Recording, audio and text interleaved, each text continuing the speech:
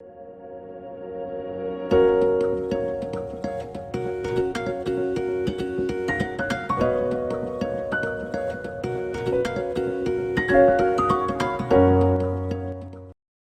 tout le monde, je vous retrouve ce soir pour entamer un petit vlog. Ça fait des millénaires que je n'ai pas vlogué. Honnêtement, ça fait depuis le mois de juillet, voilà. Mais c'est vrai que j'ai pas eu tellement l'opportunité de le faire dans les derniers mois. Et là, j'en ressens l'envie, mais c'est assez impressionnant. Je pense que le fait que j'ai enfin un nouveau logiciel de montage doit beaucoup aider parce que les vlogs à monter avec mon ancien logiciel, c'était un calvaire sans nom. Mais là du coup ce sera plus simple, donc peut-être que ça me redonne envie aussi de le faire. Et puis les circonstances font que voilà, j'ai à la fois besoin et envie en fait, tout simplement de recommencer voilà, à vous parler comme ça en vlog, retrouver ce format que j'apprécie beaucoup, qui faisait un petit peu la force entre guillemets de ma chaîne à une époque et puis qui s'est un peu perdu. Et du coup voilà, je vous tourne un petit vlog pour la petite histoire on va dire, le petit contexte. Je suis à Rennes du coup depuis 2 jours. Donc nous sommes le mardi 14 décembre, il est 21h passé, 21h22 très exactement. Du coup je suis à Rennes pour encore 10 jours, je ne retournais au travail là que pour 2 semaines. Mais à l'approche des fêtes, tout ça, j'avoue que être toute seule dans mon appartement, c'est un peu triste, voilà. Du coup je me dis que vous parler un petit peu tous les jours, ça m'aidera à faire passer le temps. En tout cas je me suis dit que ce serait aussi un bon moyen de entre guillemets me motiver dans mes lectures. Vous savez que j'aime beaucoup faire des vlogs pour me motiver dans mes lectures, voilà. Et notamment du coup le week-end prochain, donc là celui qui arrive, je serai donc toute seule dans mon appartement. Ça va être un peu compliqué d'être toute seule là comme ça, vu les circonstances, le contexte de vie qui déjà de base est pas foufou, je rentrerai pas dans les détails, mais voilà, on n'est pas sur trop l'enjoyement maximal. Mais du coup je me dis que je vais refaire comme j'avais fait en avril il me semble, un petit week-end à 1000. J'ai bien envie de faire ça parce que j'avais trop kiffé le faire quand je l'avais fait la première fois et que vous savez que j'adore faire des vlogs, donc les deux combinés évidemment j'adore. Mais du coup dans ce vlog là vous aurez là ma semaine en général jusqu'à vendredi et ensuite le week-end à 1000. J'espère que ça vous plaira en tout cas. N'hésitez pas à me dire en commentaire si vous êtes content de retrouver les vlogs parce que je le suis, donc n'hésitez pas. On va parler un petit peu de lecture du coup, puisque comme je vous le disais, je vais faire un week-end à 1000. Donc qui dit week-end à 1000 dit que je vais me tourner vers des lectures qui sont facilement lisibles. Je ne vais pas lire un pavé de science-fiction par exemple. Ce n'est pas possible. Et en fait en ce moment je suis en train de lire un livre en anglais. Donc l'objectif là ce serait de le terminer vendredi pour pouvoir attaquer vendredi soir mon week-end à 1000, mon challenge. En français avec des livres type romance contemporain qui se lisent très vite. Donc je me suis fait un petit peu quelques objectifs de lecture pour mon roman en anglais. Faut savoir c'est une bonne brique, donc c'est pour ça que je prends un peu les devants. Donc comme ça va pas vous dire grand chose. Si je vous mets ça peut-être déjà un peu plus. Et puis je vais vous montrer un peu la jaquette, parce que du coup je l'ai enlevée, elle n'arrête pas de glisser et dans le bus quand je lis c'est très très relou. Donc voilà, c'est Aristotle and Dante Dive into the Waters of the World. Donc basiquement, le tome 2 de Aristote et Dante découvrent les secrets de l'univers. Donc il vient de sortir en anglais, il est sorti au mois de novembre. Je l'avais évidemment précommandé. Voilà. J'en suis là, actuellement dans mon livre. Donc je suis à la page 198. Sachant qu'il en fait 516 quand même, c'est un bon gros pavé. Le tome 1... Je l'ai relu la semaine dernière du coup dans l'optique de lire le tome 2 et il fait 400 pages en poche, je l'ai lu en une soirée. Donc on n'est pas sur le même type de texte, clairement, il est beaucoup plus gros celui-là. Et en fait hier quand je me suis rendu compte que... Avant-hier quand je me suis rendu compte que j'avançais lentement dans celui-là et que j'allais pas réussir à le terminer vendredi en l'état actuel des choses, je me suis mis un petit peu des objectifs. Donc là, vous voyez les petits post-it. J'ai mis des post-it bleus et jaunes parce que, voilà, il faut matcher avec la couverture quand même. Donc ce que j'ai fait, c'est que dimanche soir, j'en étais à la page 92. Et du coup, j'ai fait 516 moins 92 pour avoir le nombre de pages qui me restait à lire. Et j'ai divisé du coup le reste pardon, des mathématiques, j'ai divisé le reste par le nombre de jours du coup qui me restait jusqu'à vendredi, donc ça faisait lundi, mardi, mercredi, jeudi, vendredi, 5. Ça faisait en gros qu'il fallait que je lise 85 pages par jour jusqu'à vendredi. Du coup je me suis mis les post-it à peu près toutes les 85 pages, je dis à peu près parce que je me suis mis à des fins de chapitre à chaque fois. J'ai déjà rempli mon objectif hier, puisque hier on était lundi. Donc je suis arrivée au premier post-it qui était à la page 175. Et du coup j'ai entamé l'objectif d'aujourd'hui, mais clairement je n'ai pas beaucoup avancé. J'ai lu dans le bus ce matin, j'ai lu un petit peu à midi, mais du coup j'ai lu 20 pages quoi. Sachant qu'il faut que j'en lise 85, on n'est pas encore sorti de l'auberge. Donc là ce soir il faut que je lise tout ça pour atteindre mon objectif. Il faut que j'arrive à la page 257. Je vous ai pas du tout donné mon avis pour le moment. Donc pour rappel, le tome 1 a été un vrai coup de cœur et la semaine dernière quand je l'ai relu, j'ai vraiment adoré une nouvelle fois. C'est un roman, le tome 1 du coup, qui fait se rencontrer deux personnages, donc Aristote et Dante, qui sont deux adolescents de 15 ans. Ils vivent à El Paso et en fait ce sont du coup deux Américains originaires du Mexique, enfin leurs parents sont originaires du Mexique. Donc déjà il y a un aspect on va dire culturel très intéressant je trouve. Et en fait Aristote et Dante, bon pour l'histoire à la base, ils se rencontrent dans une piscine quand Dante va proposer entre guillemets à Aristote de lui apprendre à nager. Et de là va partir une très belle amitié à la base. Ils vont très très bien s'entendre. Les deux ont des tempéraments très bien construits. Notamment on suit du coup le point de vue d'Aristote. Et Aristote c'est un personnage qui a un peu de mal à avoir confiance en lui. C'est quelqu'un d'assez sombre qui a une mauvaise vision de lui-même et d'une façon générale du monde. Et au contraire, Dante, c'est quelqu'un de très solaire, qui est très positif.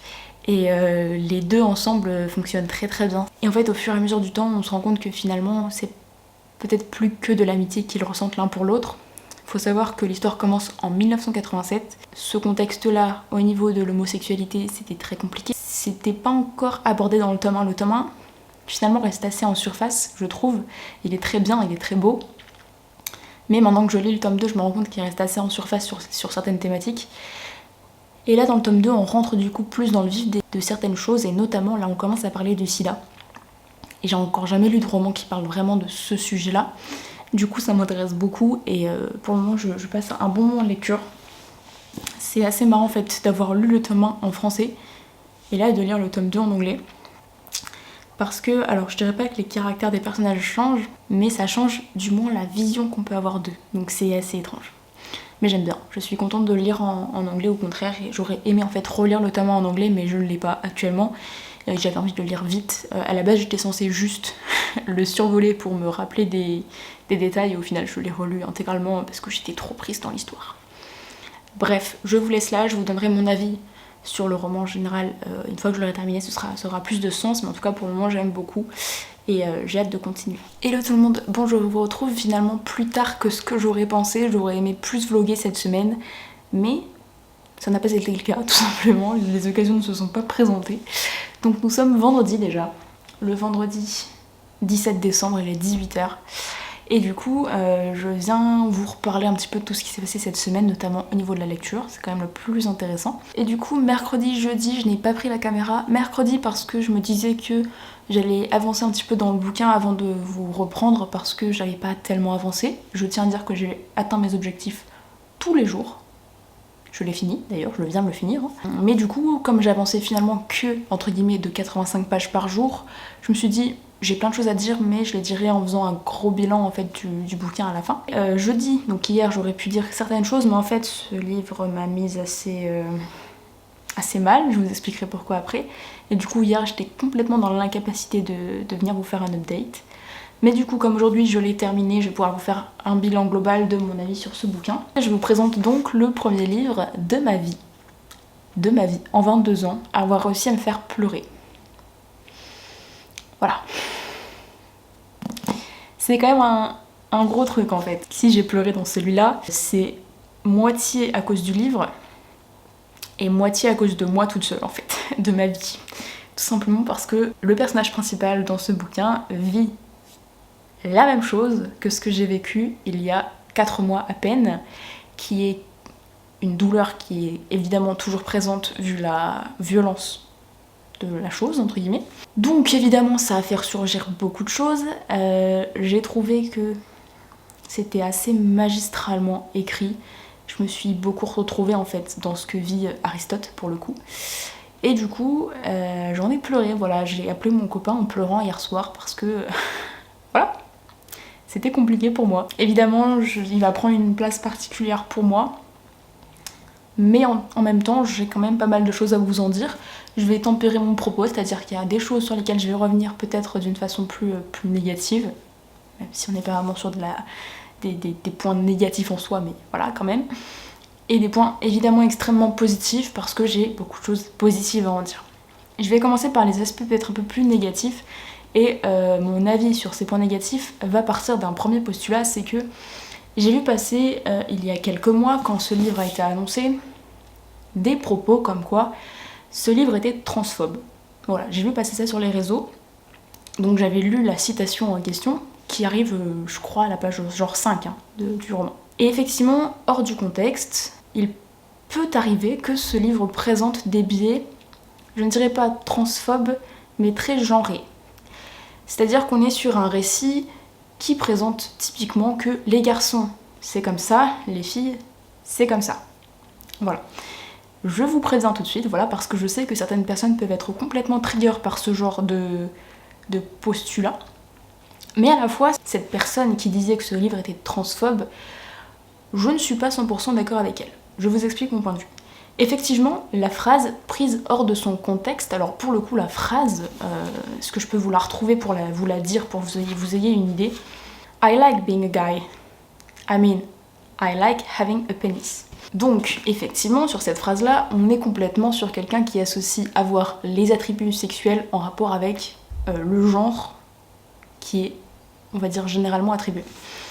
Effectivement, cette phrase peut avoir des biais problématiques, clairement, je ne reviendrai pas là-dessus.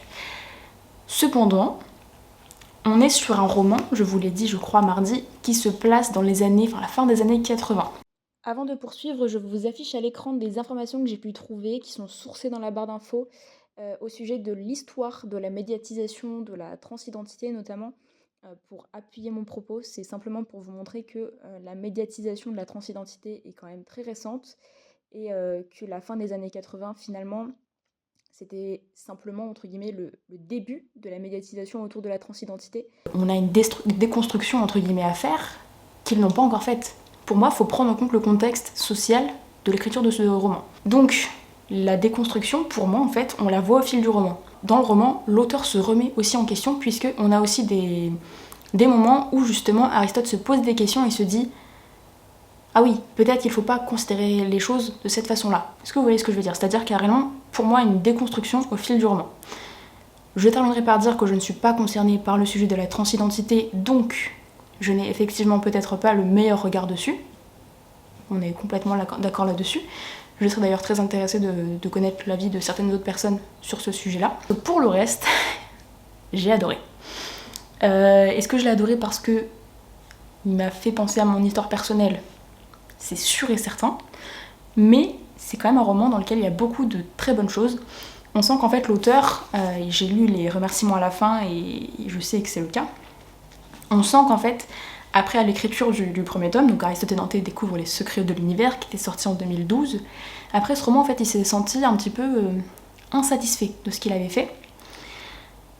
Et en réalité, en fait, il a voulu se poser et écrire quelque chose, une suite, qui puisse répondre à certaines questions qui étaient laissées comme ça, un peu au vent à la fin du premier tome, et répondre à ces questions, mais aussi aborder des nouveaux thèmes qu'il pensait, qu'il aurait dû, entre guillemets, aborder dans le tome 1 avec les thématiques qu'il abordait. Donc, on est sur un tome 2 qu'il a mis 5 ans à écrire et qui est beaucoup plus profond. Dans le tome 1, on a, à part évidemment le sujet du coming out, qui est hyper important et qui est très bien, entre guillemets, évoqué puisque l'auteur est concerné, ça je le dis, je crois que je l'avais pas dit, mais l'auteur est concerné par le sujet de l'homosexualité.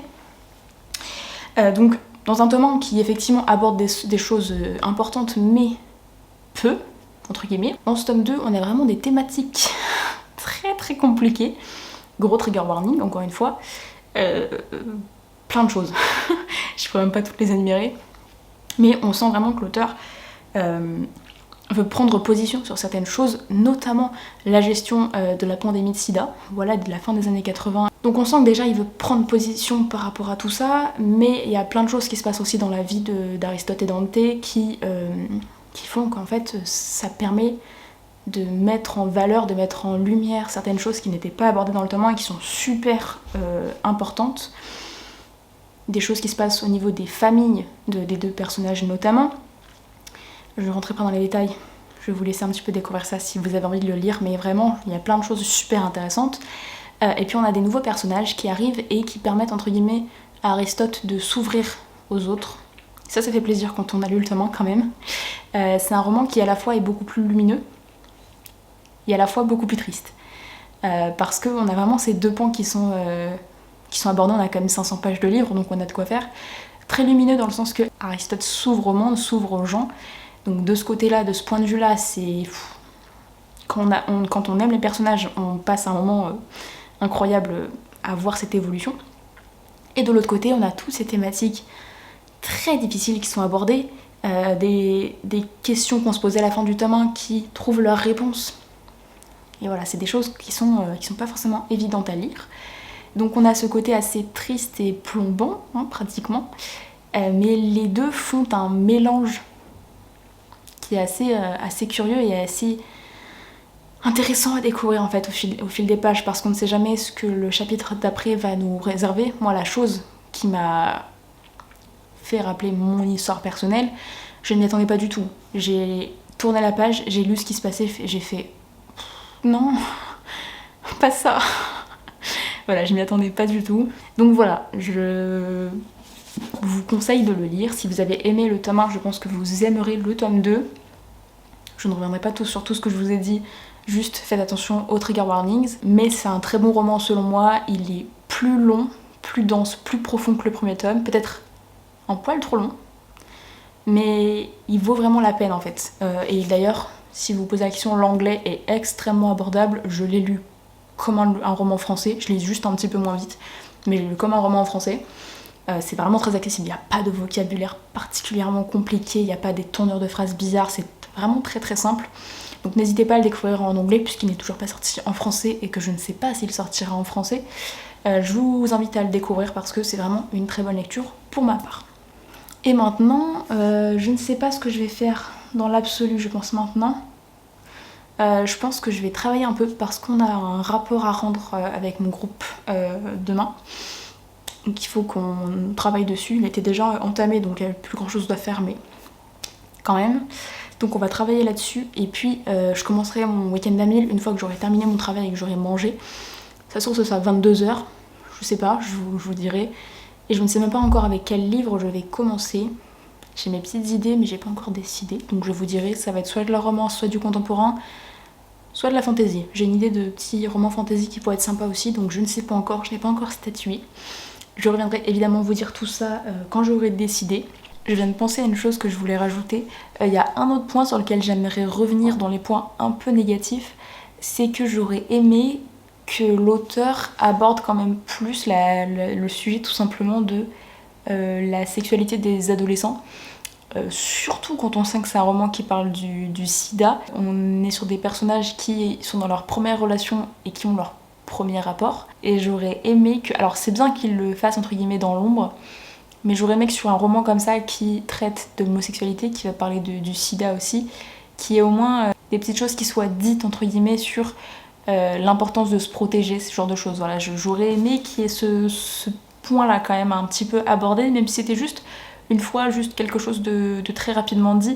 Mais là, pour le coup, j'ai trouvé que ça manquait un peu et que c'était dommage par rapport au reste du roman, puisque ce roman parle justement du fait que c'est important de se protéger, ça parle des maladies sexuellement transmissibles.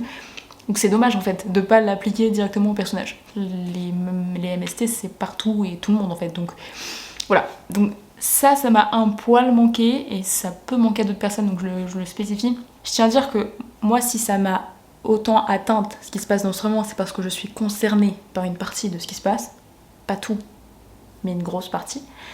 Parce qu'en fait, ce qui se passe, mais la façon dont ça se passe aussi, c'est très très proche de ce que j'ai vécu, dans le sens que il y a des détails, mais quand je vous dis des détails, ça va jusqu'au nom, jusqu'aux chiffres de ce que j'ai vécu moi. C'est assez improbable à quel point c'est proche de ce que j'ai vécu, donc j'ai été touchée. Vous ne le serez peut-être pas autant si vous n'avez pas vécu ce que j'ai vécu et si vous n'avez pas vécu ce que Aristote vit, mais je pense quand même que même les gens non concernés peuvent être vraiment très touchés, parce que vu l'évolution des personnages et vu comment c'est amené, de toute façon ça reste triste, voilà. Mais faut pas vous dire que vous voulez pas vous lancer parce que c'est hyper triste et que c'est tire-larmes, etc. Vraiment, ne partez pas de ce postulat-là, parce que à tous les coups ça vous fera pas pleurer vous. Et que si vous avez un peu peur de ça, vraiment, voilà. Si vous voulez savoir de quel trigger warning je parle, je vais pas le dire comme ça parce que j'ai pas envie que les personnes qui ne veulent pas le savoir le sachent. Ça reste parfois un peu spoilé pour le coup. Par contre, du coup, si vous voulez connaître les trigger warnings avant de vous lancer parce que vous n'êtes vraiment pas sûr de pouvoir le lire, n'hésitez pas à m'envoyer un message privé, par exemple sur Instagram. Je vous donnerai les thèmes compliqués qui sont abordés dans ce roman. Il n'y a pas de souci, vraiment, entre guillemets, je suis là pour ça. Donc n'hésitez pas à venir me voir si vous voulez en discuter. D'ailleurs, si vous l'avez lu, n'hésitez pas à venir m'en parler. Parce que comme il est sorti le mois dernier, je n'ai pu en parler avec personne de tous ceux qui l'ont lu en fait pour le moment. Donc n'hésitez pas, voilà, je serais très très très curieuse d'échanger avec vous, parce qu'encore une fois, je vous l'ai dit, c'est un roman qui va prêter à polémique, c'est certain. Donc je pense qu'il peut y avoir quand même des discussions super intéressantes dessus. Voilà, je vous laisse là pour ce roman parce que j'en ai déjà beaucoup trop parlé. Je vais aller travailler et choisir ma prochaine lecture. Alors je reviens pour vous présenter les livres que j'aurais potentiellement envie de lire ce week-end, sachant qu'il y en a quand même 6 là, donc il va falloir évidemment faire un choix. Mais du coup je vais vous montrer ça, comme ça ça peut vous donner, je sais pas, des idées, enfin on verra quoi. Alors j'ai un contemporain, une romance et un fantasy que j'aimerais lire, on va dire. Juste la romance, je sais pas laquelle choisir, donc je vais vous montrer ça. Alors le tout premier que j'aimerais lire, c'est d'ailleurs peut-être celui que je vais commencer ce soir. Je suis pas encore sûre, mais probablement. C'est un livre que j'ai reçu pour les éditions Sarbacane qui s'appelle du coup Imbécile heureux. C'est Jean-François Sénéchal qui l'a écrit. Il fait 247 pages, donc c'est quand même relativement court. J'ai vu un premier avis dessus qui était très élogieux. Donc il me fait bien envie, c'est probablement celui que je commencerai, puisque comme c'est un SP, comme ça au moins ce sera fait. Il y aura une chronique vidéo, ce sera vraiment parfait. Le fantasy que j'ai très envie de lire, c'est un livre qui est beaucoup passé quand il est sorti, puisqu'il est sorti chez Page Turner. Je suis partenaire avec Page Turner et je ne sais pas pourquoi je ne l'ai pas demandé. J'étais persuadée de l'avoir demandé, en fait non. Donc il s'agit de Amari et le bureau des affaires surnaturelles, donc de B.B. Alston. Je l'ai donc acheté quand j'ai vu tous les avis hyper élogieux que je voyais passer. C'est écrit hyper gros. Voilà, la mise en page c'est vraiment écrit très très gros. Il fait quand même un peu plus de 500 pages. Marine, qui l'a déjà lu, m'a dit qu'il se lisait très très très vite, très très bien. Et ensuite, dans les romances, donc je vous disais, j'hésite entre 4 romances. Donc c'est toutes des romances écrites par Brittany Setcheri. Brittany Setcheri, c'est un peu mon auteur référence en romance. Voilà. J'ai lu The Silent Waters, gros coup de cœur. J'ai lu The Gravity of Us, que j'ai beaucoup aimé. Et j'ai lu... Behind the Bars, je trouvais plus le nom. Behind the Bars, que j'ai vraiment beaucoup aimé aussi. Donc je me suis fait un petit stock là de Brittany Setcheri. Je me suis dit que pour justement les vlogs de Week-end à 1000, ça allait être vraiment parfait. Juste, je ne sais pas lequel choisir. J'ai The Fire. Celui-là, c'est entre guillemets le tome 2 de la saga dont font partie aussi The Silent Waters et The Gravity of Us. Sauf que c'est une saga donc de 4 tomes. Mais c'est des tomes compagnons, donc si on n'a pas lu le tome 1, on peut tout à fait lire le tome 3, enfin c'est pas grave en soi. Et les 3 autres sont pratiquement tomes compagnons aussi, puisqu'on a tout d'abord Eleanor on Grey, qui pour le coup est un tome unique, donc ça c'est cool. Et ensuite les 2 autres, du coup c'est le tome 1 et le tome 2, donc forcément le tome 2, je le lirai pas en fait, je sais pas pourquoi j'ai mis dans la sélection. Donc le tome 1 de Landon and Shay, et en fait si je dis pas de bêtises, ces 2-là son tome compagnon, puisqu'en fait Eleanor and Grey sont aussi des personnages de Landon and Shay et vice versa. Je crois que c'est ça.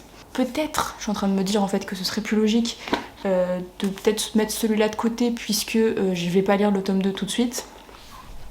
Et peut-être de choisir entre ces 2-là. Je vais peut-être faire choisir à Marine, tiens. Je vais lui envoyer un petit message et puis je vais lui demander ce qu'elle en pense. Vous allez faire ça avec moi. Marine, tu vas être dans le vlog. Je voudrais que tu m'aides à choisir entre The Fire et Eleanor Grey pour ma romance du week-end. Donc dis-moi lequel t'as préféré, comme ça je choisis en fonction. Voilà, c'est envoyé, donc je vous dirai ce qu'elle me répond. Donc voilà, je pense que ça se jouera entre ces deux-là. Et donc, ça me fait une petite pile à lire là pour le week-end. Globalement, j'ai pas grand-chose d'autre à faire ce week-end. Comme je vous ai dit, il faut que je travaille encore sur un truc. Demain, j'irai sûrement faire des courses. Et puis je vais lire en fait. Et je vais dormir aussi, parce que là, je n'en peux plus. Je me réveille pour aller très tôt au travail, hein, le matin. Je me réveille à 6h15. Et comme je dors très mal, c'est une catastrophe. C'est compliqué. Voilà, du coup c'est tout. Je vais, comme je dis, aller travailler parce que depuis tout à l'heure je n'ai pas travaillé. Donc je vais aller travailler, manger et puis je commencerai, je sais pas, 21h, 22h, on verra bien. Non mais Guillaume, je venais de lancer la vidéo. Bon, je reviens pour vous présenter du coup ma nouvelle lecture. Comme je vous l'ai dit tout à l'heure, je vais lire Imbécile heureux. Pour le moment, j'en sais pas grand chose, je sais juste qu'on va suivre un adolescent de 18 ans. Donc là, je vais commencer à lire tout bientôt, il est 21h49. Donc on considérera que je vais commencer vers 22h, comme ça je pourrai lire jusqu'à 22h dimanche. Ce sera très très bien. Et puis là, je vais lire un petit peu en visio avec mon copain. On aime bien faire ça, on a fait ça plusieurs fois cette semaine et vraiment la base, c'est vraiment très très cool. Donc on va faire ça et puis je vous retrouve du coup peut-être tout à l'heure, sinon ce sera demain. Juste une chose que je voulais vous dire, je suis en train de regarder une série, j'y pense parce qu'en fait je viens de finir de manger et que je me regarde toujours un petit épisode pendant que je mange, c'est pile poil le bon timing. Je suis en train de regarder This Is Us, donc qui est une série qui est sur Amazon Prime, que je pense beaucoup d'entre vous connaissent parce qu'elle est quand même assez célèbre. J'avais commencé à la regarder quand Marine était venue chez moi en mars à Rennes, et on avait regardé les 5 premiers épisodes, et en fait chaque saison... La prochaine d'ailleurs sera bientôt la saison 5 ou 6, je sais plus, sort bientôt, là, le 4 janvier. Et en fait, chaque saison fait quand même 18 épisodes, donc c'est des longues saisons. Ça faisait longtemps que j'avais pas regardé une série avec des longues saisons. Et en fait, là, il me reste qu'un épisode à regarder, le dernier épisode de la saison 1. On va avoir un peu la révélation que j'attends de fou.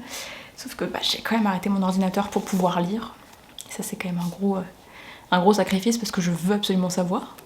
Par contre, encore une fois, on est sur des thématiques pratiquement identique à Aristote et Dante, sur les thématiques qui m'ont touchée particulièrement. Donc à nouveau, on est sur une série qui me brise bien le cœur. Mais une série super intéressante avec plein de thèmes hyper intéressants à aborder. Il faudrait juste que je regarde un petit peu au niveau de la représentation, comment ça a été accueilli par le public concerné en particulier. Mais en tout cas, moi j'aime beaucoup et elle me touche beaucoup, j'aime beaucoup cette série. Donc je vous en dirai des nouvelles aussi dans le week-end si j'avance un petit peu. De toute façon, je termine la saison 1, c'est sûr, demain, puisqu'il me reste un épisode. Et puis je vous dirai si je commence la saison 2 aussi, mais en tout cas, ça peut être sympa aussi de vous faire des petits updates série, je pense. Je vous retrouve, nous sommes samedi matin. Je viens de me réveiller, du coup, il est 9h10, je me suis réveillée vers 8h40. Et ça fait plaisir, parce que 8h40, ça faisait je sais pas combien de temps que j'avais pas dormi jusqu'à cette heure-là, c'est vraiment incroyable. Donc je suis encore un peu dans le coltard, mais du coup comme je me suis réveillée un peu tard, il faut que je rattrape tout ce que je n'ai pas fait en dormant. Donc je me suis un peu dépêchée de me lever. Là du coup je vais manger.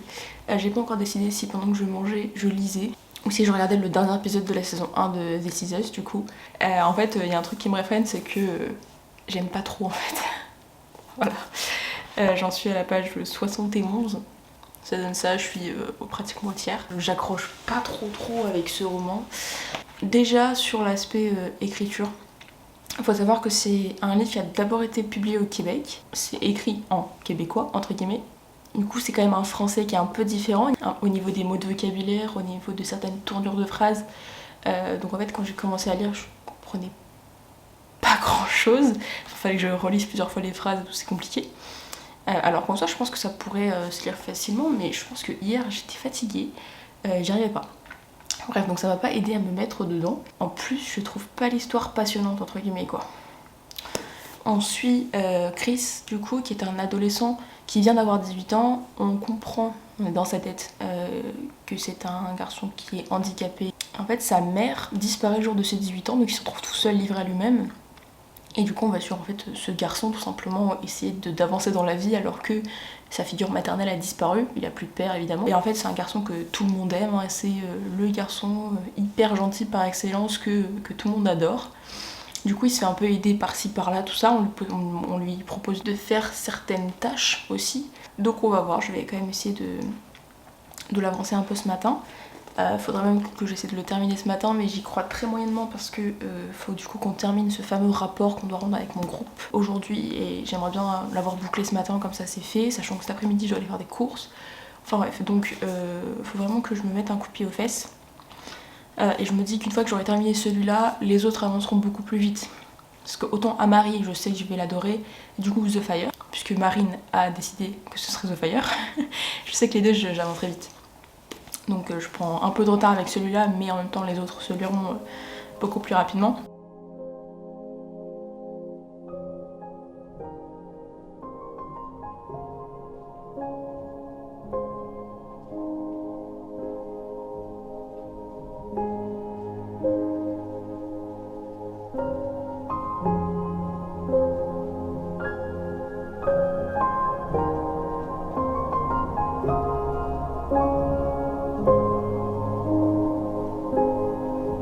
Bon, je me sens un peu flouée déjà parce que, excusez-moi, c'est quoi ce soleil en Bretagne? Je sais pas ce qui se passe, genre je me vois même pas dans la retour caméra. Donc on va se mettre comme ça, ce sera mieux. Ah ouais, donc là il y a même plus du tout de lumière, ok c'est bon. Bref, je me sens flouée parce que en fait moi je pensais que le dernier épisode de la saison 1, j'allais pouvoir avoir mes réponses, mais en fait, que nenni. Je n'ai toujours pas ma réponse. S'il faut attendre 5 saisons avant d'avoir la réponse, je vais pas être très contente. Bref, donc j'ai regardé mon épisode, j'ai fini la saison 1 de This Is Us. Ça fait à peu près 1 heure que je travaille, là il est 11h passé. Donc je vais reprendre un petit peu de la lecture, je suis en train de me faire chauffer de l'eau, ça doit s'entendre. Et puis bah du coup, je vais essayer d'avancer un maximum quand même, ce serait pas mal. Alors je vous retrouve un petit peu plus tard, il est 15h23. Et je viens de terminer à l'instant Imbécile heureux. Donc j'en suis seulement à 25% de mon objectif du week-end puisqu'il fait 247 pages. C'était un peu laborieux, hein. J'ai eu du mal à le terminer. Je pense qu'il y a des bonnes choses dans ce livre parce que voilà, des volontés de parler de sujets importants, notamment le sujet du handicap qui est peu abordé, et surtout de cette façon-là. Mais j'ai vraiment eu du mal. Je pense que c'est dans le style d'écriture que ça m'a perdue, ça m'a pas spécialement accrochée. Les personnages, je me suis pas vraiment attachée à eux, on va dire. Mais c'est vrai que j'ai eu du mal, entre guillemets, à suivre l'histoire et à être vraiment à fond dedans, c'était compliqué. Voilà, j'ai vraiment eu du mal. Je pense que ça va être très personnel, hein, pour le coup. J'ai envie de vous dire, peut-être essayez si ça vous tente, essayez de voir où est-ce que ça peut vous mener parce que peut-être que vous allez adorer. Pour moi ça l'a pas trop fait. La dernière partie, on va dire la deuxième moitié était mieux, je trouvais, plus intéressante, il y a plus de choses qui se passent et les thématiques sont pas plus intéressantes, mais disons que c'est abordé d'une façon différente et que j'ai plus aimé cette façon-là. Mais non, c'est pas vraiment une réussite ce roman. Je suis déçue, je suis très déçue. Je m'interroge beaucoup des fois même sur la représentation dans ce roman parce que, comme je vous l'ai dit, on est du coup dans la tête d'un garçon de 18 ans qui est handicapé. Alors au-delà de ça, je sais pas déjà si le sujet du handicap mental, entre guillemets, est bien abordé. Je sais même pas comment le dire parce que la façon dont ils en parlent dans le livre, c'est le mot déficient et je sais pas du tout si c'est un mot qui est très adapté. Enfin, je suis un petit peu perplexe. Et après, il y a plein de choses qui m'ont un peu fait tiquer des fois, qui sont présentées comme c'est un adolescent qui a du mal des fois à comprendre certaines choses. Il a une vision des choses, il va pas se poser de questions, en fait on lui dit que ça se passe comme ça et pas autrement, il va pas remettre en question tout ce qu'il entend. Et notamment, il peut avoir du coup après des réflexions qui peuvent être assez problématiques. Et du coup je m'interroge réellement sur le bien fondé entre guillemets de ces réflexions-là. Est-ce que c'était bien d'écrire un roman sur un personnage comme ça, mais en lui faisant dire des choses qui sont pas forcément sympathiques pour d'autres minorités entre guillemets. Enfin, bref, il y a plein de choses que je me demande à propos de ce roman. Je suis pas très convaincue. Mais bon, Je l'ai fini et comme ça j'en entends plus parler, je vais le mettre je sais pas où. Mais j'avoue que je suis un peu perplexe. Là il va falloir que j'aille faire des courses. En plus il fait super beau, mais vraiment super beau. Donc c'est vraiment le meilleur jour pour aller faire des courses. Je vais pas rentrer sous la pluie ou quoi. Donc je pense que je vais aller faire ça maintenant. Et à mon retour je commencerai du coup ma deuxième lecture, mais je ne sais pas encore lequel. Parce que les deux me font très envie. Je pense que celui qui me fait le plus envie c'est peut-être Amari. La couverture est trop jolie, je l'aime trop. Vraiment, il est magnifique. Bref, donc peut-être celui-là, je vous retiens au courant évidemment. Coucou, alors je vous retrouve, nous sommes pratiquement pile poil à la moitié du challenge puisqu'il est 21h34 et que j'ai commencé à lire vers 22h hier. Et donc nous sommes à peu près 25 minutes on va dire de la moitié du challenge. Mais je viens d'atteindre la moitié, moi, de mon objectif de page. Ça, c'était pas dit d'avance. Parce que du coup, avec Imbécile Heureux, j'avais fait 247 pages. Et ensuite, du coup, j'ai commencé Amari et le bureau des affaires surnaturelles. Et en fait, j'aime tellement que je le dévore. Voilà, je suis à la page 251. Donc, je suis à 498 pages lues. Donc, en gros, il me reste la moitié de mon objectif à accomplir d'ici demain 22h. Vraiment cette lecture est absolument génialissime. Ce qui va le plus s'en rapprocher, c'est Nevermore. On est vraiment sur un récit qui moi me fait beaucoup penser à Nevermore, sur l'aspect assez loufoque. Et puis du coup on suit une jeune fille qui s'appelle donc Amari, dont le frère a disparu 6 mois auparavant. Amari est convaincue que son frère a disparu à cause du travail qu'il effectuait. C'était un travail secret dont on ne savait rien en fait. En fait, on va commencer l'histoire sur un jour où il y a un livreur qui va toquer à sa porte, à Marie, et qui va lui dire qu'il y a un colis qui l'attend dans la chambre de son frère. Donc elle va s'y rendre et elle va trouver là-bas plusieurs choses, des lunettes de réalité virtuelle qui vont l'emmener voir son frère pour qu'il lui montre plusieurs choses assez étranges. Et il y a aussi dans ce colis une convocation pour un entretien. Donc elle va s'y rendre et on va lui proposer d'intégrer une colonie de vacances. En tout cas c'est étiqueté sous le nom de colonie de vacances pour rassurer les parents. Mais en réalité c'est plutôt un genre de stage au bureau des affaires surnaturelles dans le but de travailler ensuite pour le bureau. Ce qui était donc le travail qu'effectuait son frère. Sauf qu'à Marie, c'est bien beau de vouloir intégrer le bureau, mais ce qui l'intéresse vraiment, c'est de sauver son frère, de savoir où est son frère, de savoir qui l'a kidnappé, comment ça s'est passé, pourquoi, tout ça. Donc elle décide d'accepter l'offre, mais seulement dans le but d'aider son frère. Là-bas, elle va découvrir plein de personnes, et puis elle va surtout passer des tests qui vont s'avérer différents de ceux à quoi on peut s'attendre. Je vous en dis pas plus, mais en tout cas, franchement, c'est génialissime, j'aime trop. Ça se lit littéralement tout seul, comme je l'avais escompté. Je suis au chapitre 18 et franchement c'est un bonheur de lecture, je le dévore. Là j'ai toujours peu mangé, tout simplement parce que j'étais trop prise dans ma lecture. Si vous avez aimé Nevermore, ce genre d'histoire dans lesquelles un enfant ou un adolescent se retrouve projeté dans un monde dont il ne sait rien, qu'il ne connaît pas, et puis qui va finalement s'avérer être quelqu'un d'assez célèbre dans le milieu, ou en tout cas qui va être amené à accomplir de grandes choses. On est là-dedans, mais c'est pas du copier-coller. On est quand même sur... c'est assez original, ça reste assez original et c'est vraiment très très sympathique à lire. Donc je vous le recommande déjà. Même en étant qu'à la moitié du roman, je vous le recommande déjà.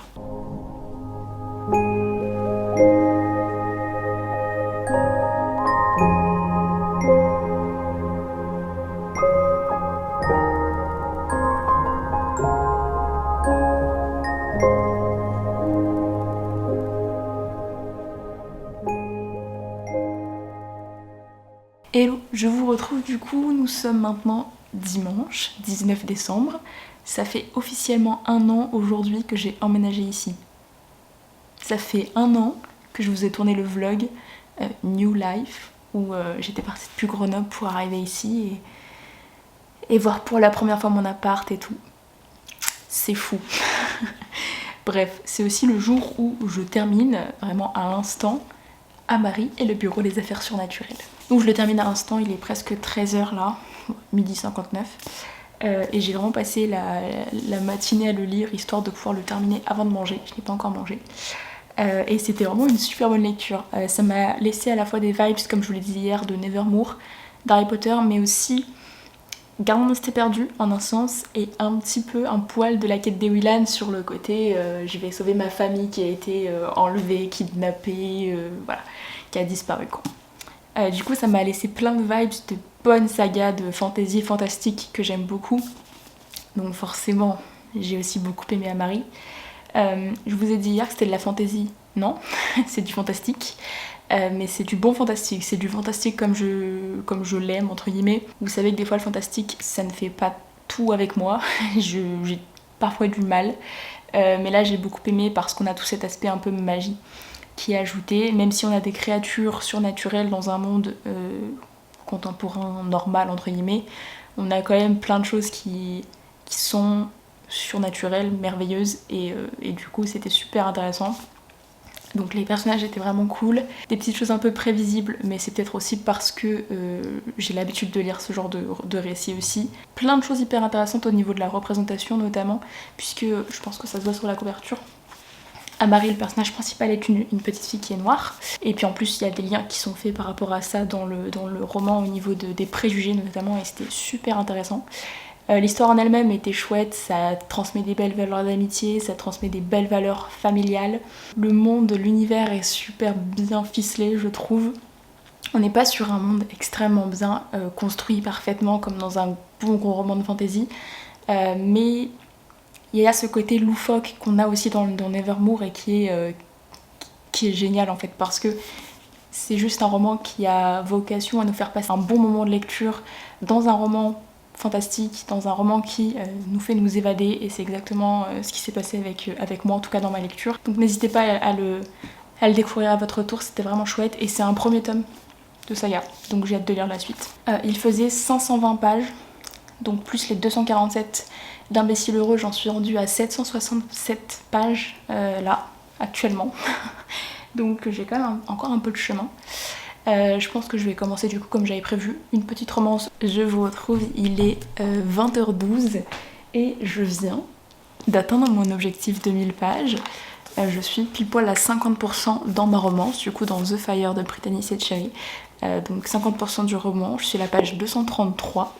Et si vous faites le calcul, je l'ai fait sur ma calculatrice mais bon c'est pas un calcul très compliqué. Ouf, le focus. 233 plus 247 plus 520, ça fait pile poil 1000 pages. Donc j'ai réussi mon objectif du week-end qui était donc de lire 1000 pages. Je suis très fière de moi. Voilà, surtout qu'il me reste encore 2 heures de lecture, donc je vais continuer évidemment de le lire puisqu'il fait 464 pages. Donc je vais essayer de le terminer même ce soir, comme ça ce sera fait, je pourrai attaquer autre chose demain. En tout cas je suis trop contente parce que c'était pas dit avec Imbécile Heureux hier, sur lequel j'ai perdu entre guillemets pas mal de temps parce qu'il m'a pas passionnée. J'avoue que je croyais très moyennement en ma réussite, et au final ça s'est fait quoi. Donc je suis très contente. À propos du coup de The Fire, pour le moment c'est celui que j'aime le moins de ceux que j'ai lus de Brittany Setcheri. The Silent Waters qui est mon préféré, que j'aimerais d'ailleurs beaucoup relire. Je l'avais lu en une nuit, la nuit où Notre-Dame de Paris a brûlé, si vous voulez tout savoir. J'ai lu aussi Behind the Bars, que j'avais énormément aimé, il m'avait beaucoup parlé sur l'aspect de la passion pour la musique. Et j'ai lu aussi The Gravity of Us, que j'avais adoré dès les premières pages, c'est-à-dire que dès les premières pages je l'avais trouvé génial, et du coup c'est vrai que j'en garde un très très bon souvenir de tous les trois. Et pour The Fire, j'avoue que peut-être à cause des thématiques dont il traite, j'avoue que j'ai un peu plus de mal. On suit du coup Alyssa et Logan. Il faut savoir que les romans de Brittany Setcheri sont toujours construits de la même façon. On les suit dans une première partie enfants ou adolescents, et ensuite on les suit plusieurs années plus tard dans leur vie d'adulte quand ils se retrouvent, qu'ils vont retomber amoureux évidemment. Et là pour le coup du coup j'ai attaqué la deuxième partie il y a quelques dizaines de pages, donc j'ai lu toute la partie où ils étaient ados. Les deux ont beaucoup de problèmes avec leurs parents, voilà, c'est très compliqué, ils ont des relations très conflictuelles avec leurs parents, voire inexistantes, c'est-à-dire que le père d'Alyssa est parti et les parents de Logan sont des toxicos, voilà. Donc c'est des thématiques qui sont assez compliquées, mais finalement qu'on retrouve pas mal en romance. Un romance new adulte, c'est assez récurrent. Et moi, c'est pas quelque chose qui me met très à l'aise, entre guillemets. Et du coup, le personnage de Logan, il me plaît pas forcément, entre guillemets.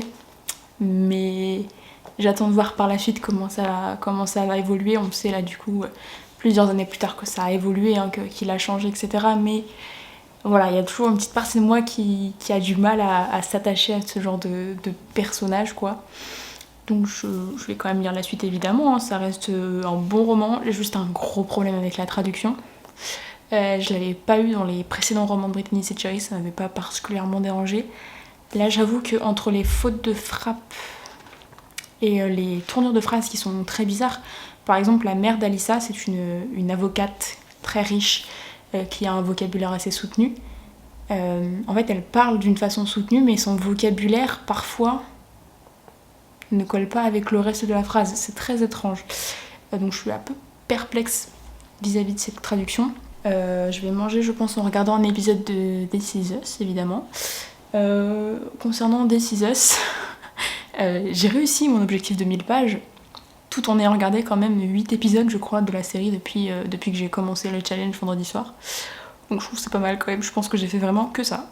Regarder This Is Us et lire. Vraiment. Donc ouais, j'ai une grosse révélation au début de la saison 2 ce matin. Une partie de révélation que j'attendais, mais j'attends toujours en fait pour la suite. Et en fait, je crois que je continue à regarder la série juste pour savoir, même si en réalité, on va pas se mentir, j'aime quand même beaucoup la série. Mais vu les thématiques dont elle traite, c'est compliqué pour moi. Je sais pas pourquoi je regarde ça maintenant. Mais c'est un peu compliqué. Bref, je vais vous laisser là. Hello, je vous retrouve, il est 23h passé, 23h13, je vais aller me coucher. Je voulais juste vous faire un petit point pour terminer le vlog, parce que je pense qu'il y a largement assez de rush. Donc ça fait à peu près une heure, un peu plus d'une heure que le challenge est officiellement terminé. J'ai avancé encore un petit peu dans ma lecture, donc je suis arrivée à la page 280 de The Fire. Donc il me semble que ça doit faire 1047 pages. Et si c'est le cas, c'est exactement le même nombre de pages que j'avais lu quand j'avais fait le week-end à 1000 en avril. J'avais lu, il me semble, 1047 pages en 48 heures. Donc le clin d'œil est assez drôle quand même. Tout ce qu'il faut retenir, c'est que j'ai réussi le challenge. Je suis très contente de moi. Je n'ai pas terminé le roman ce soir, mais c'est pas grave, je le terminerai sûrement demain. C'est pas un souci. J'ai pu regarder mes épisodes de This Is Us. Je suis de plus en plus intriguée et à la fois déboussolée par cette série parce que elle me parle peut-être un peu trop. Mais c'est une très bonne série en tout cas. Je peux pas attester sur toutes les thématiques, je ne suis pas concernée par toutes les thématiques pour être sûre que les représentations sont bonnes, mais sur au moins une partie, je me retrouve beaucoup dedans. Donc je vous la conseille en tout cas si vous ne l'avez jamais vue, elle est disponible sur Amazon Prime Video du coup. Mais c'est une très bonne série qui parle de beaucoup de sujets très très importants et ouais, elle me brise un peu le cœur, mais bon, c'est un peu le but aussi, on va pas se mentir. Franchement 2021 ça a été une année un peu pourrie en termes de lecture. Je vous ai parlé dans ce vlog de 2 de mes meilleures lectures de l'année, c'est pour dire. Je crois que j'en suis à 82 livres lus, ça c'est mon 83e. En 2019, j'en avais lu 143. En 2020, j'en avais lu 157. 2021, ça a clairement été nul en fait, d'un bout à l'autre. Enfin, franchement, c'était tout pourri, quoi. Bref, c'est comme ça. Mais par contre, au niveau des séries, excellente année. Ce que je vous ai pas dit, c'est qu'hier soir, j'ai appris que Julian the Phantoms, la série, ne serait pas renouvelée. Ils l'ont officiellement annulée, donc ça me rend très triste. Mais bon, c'est la vie. J'ai appris dans la foulée, mais vraiment quelques dizaines de minutes plus tard, que Scam France était pour le coup renouvelée pour une saison 9 et une saison 10, alors qu'ils avaient annoncé que... Enfin, ils avaient rien annoncé, mais pour nous, elle était officiellement terminée, annulée. Donc on va voir ce que ça donne, mais en tout cas, J'avoue que je suis très déçue pour Julie and the Phantoms parce que c'est une série qui m'a beaucoup aidée. Je l'avais regardée quand je vloguais en mars et le premier visionnage m'avait déjà aidée parce que c'était un moment où j'étais déjà pas très bien et c'était déjà cool d'avoir une série comme ça. Je l'avais revue en juin, ça m'avait fait un petit truc un peu doudou. Et je l'ai revue avec mon copain il y a un mois. C'était vraiment très chouette de pouvoir la revoir, mais en fait le mieux de cette série c'est les chansons. Et les chansons m'ont beaucoup aidé ces derniers mois et du coup je suis vraiment très triste que Netflix ait décidé de l'annuler parce que je pense que elle a aidé beaucoup de personnes qui sont dans mon cas aussi ou même qui ont vécu d'autres choses hein, mais voilà, qui ont vécu des choses difficiles en général et qui se sont tournées vers cette série et ses chansons pour se remettre un peu du baume au cœur parce que moi ça a été le cas. Donc voilà, c'est très dommage mais que puis-je y faire? Rien. Bref, donc tout ça pour dire que 2021 ça a été une année pourrie en termes de lecture mais très bonne en termes de série. J'ai aussi regardé Young Royals qui était très bien. Là, This Is Us, c'est très bien. Franchement, c'était une bonne année de série. Bref, je vais donc vous laisser là parce que j'ai beaucoup trop parlé dans ce vlog. J'espère que cette vidéo vous a plu. N'hésitez pas à me dire en commentaire si certains des titres que j'ai présentés dans cette vidéo vous tentent ou si vous les avez lus. N'hésitez pas à mettre un petit commentaire, ça me fera extrêmement plaisir. Et puis, moi je vous retrouve très bientôt dans une prochaine vidéo. Ciao!